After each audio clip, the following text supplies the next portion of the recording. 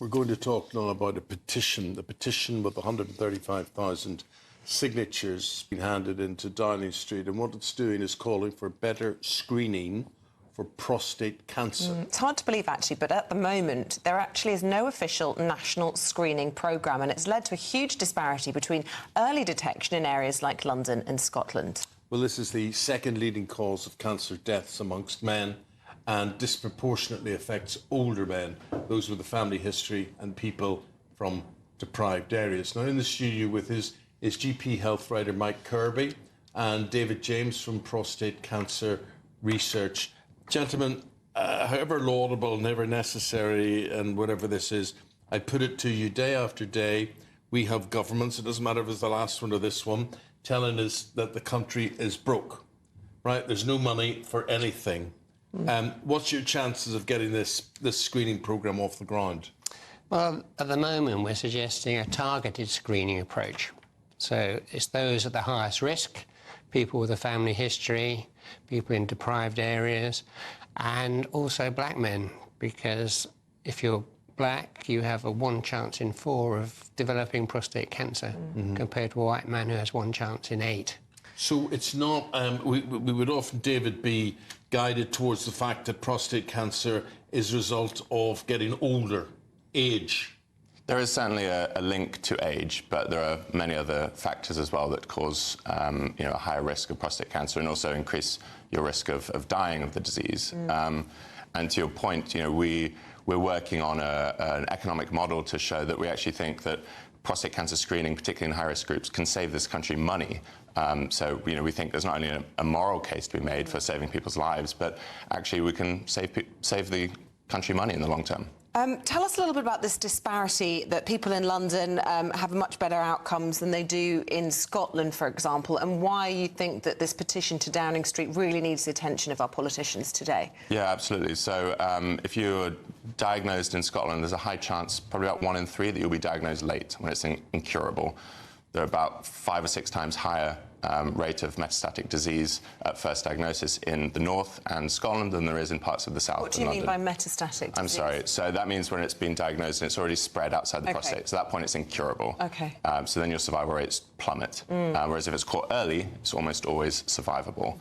So, Mike, from your point of view as a GP, and you're now the current editor of Trends in Urology and Men's Health, you've been around a long time. You've studied this a long time.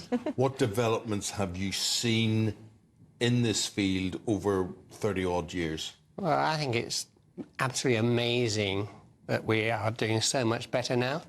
I mean, I got interested in this when a 42-year-old came into my clinic with back pain, with metastatic advanced prostate cancer, and he was dead in 6 months.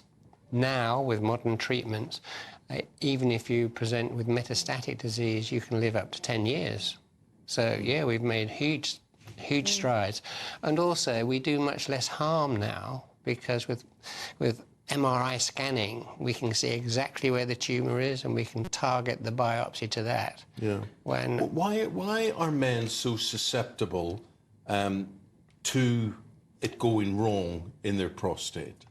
Well, it's 60% of the risk is genetic, which is why it's really important if you've got a father or a brother with the disease that you get your PSA checked. Also, if you've got the wrong genes, for example, the BRCA2 gene, then if you've got a family history of breast cancer or ovarian cancer, that also increases the risk of the man in the family I did not know that. developing prostate cancer. Gosh, that's really interesting. So, we can target people. We can go to GP registers and find those with breast cancer, ovarian cancer, look at the family and ask the men, have you had your PSA test done? And if there was a screening programme brought in, would it be MRI tests for people of a certain age, or what would it involve? Because, again, we know, and I don't want to generalise, I'm the only woman here, but men generally don't necessarily want to go and see their doctors, and if it's an invasive procedure, that can be putting off, as well, a deterrent. So what would it involve, and what sort of age would the screening programme target? Of course. So typically at the moment, you see a PSA test, which is a simple blood test, and then if there's a risk kind of shown there, then the typical next stage is an MRI scan. If the MRI scan, again, is showing that there's a risk of prostate cancer, you then go to a biopsy. So that's the sort of typical... And what age would the blood tests be from? So from 50 onwards at the moment, but there's also talk about for certain high-risk groups, maybe bring it down to 45 as well. Okay. And if anything goes wrong with your prostate and you were to lose your prostate, what does... Just explain to people, you know, especially women, what a prostate actually does. What is it responsible for, Mike? Well, it produces fluid, which is part of the ejaculate, so it's very important for sexual function. Yeah. And PSA, the test, there should be no PSA in the blood at all, because actually it's a protease enzyme that liquefies the ejaculate. It's meant to be in the semen, it's not meant to be in the blood. So if you've got PSA in your blood, it just tells you there's something wrong with your prostate.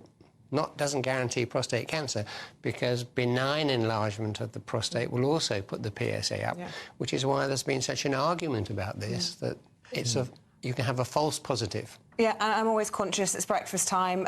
Obviously really important to talk about these things, but I don't want to put people off their breakfast. But are there things that people should be looking out for? And again, not too much specifics, but I mean, this might be completely incorrect, but again, good to dispel myths if it's not. I was always told if you see a man walking a particular way, sort of bent forward, that there might be a prostate problem there. Is that true? Is there any truth in that? If anyone's worried, what would possible symptoms be? Yeah, absolutely. PG version. Absolutely. So really, when it comes to you know, going to the toilet, I'm talking sort of number one. People struggling, maybe frequency increasing. Those are often symptoms of something that's, you know, wrong with your prostate. But also people, I think the point around walking is often it develops into pain in the bones and back pain, lower back pain specifically. But the problem is, those are often symptoms when it's a bit too late, and it's why we need this screening program, because many times it's only you're going to start seeing those symptoms when it's, you know, at the point where we can't cure it. Yeah, gosh. Mike, is it a modern day disease or condition? What I'm getting at really, if we had the technology and we had the research and the ability 100 years ago or more, would prostate problems be as prevalent as they are today? I don't think they would really. I mean, part of the issue is that as men gain weight, it increases the risk of growth of the prostate, it increases the risk of actually all cancers. So I think the fact that we've got so many men now who carry quite a lot of extra weight in their tummy increases the risk of prostate cancer. So I think it will be more common now than it used to be. OK.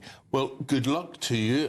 What do you think your chances are of getting this study underway? Well, I'm the eternal optimist. I think there's a clamour for it. And at the end of the day, if you know your PSA test, you need not die of prostate cancer. And that's simply a blood test? Yes. If you don't know it, you might. OK. What do you think your chances are? I think it's positive, but we're here, you know, we launched the campaign. We're calling on the public to help us call on their MPs to back this campaign. And with, you know, your support, we think that we can get this over the line. Okay, good luck to you. Thank you so much. Thank you for having us. Thank you very much indeed.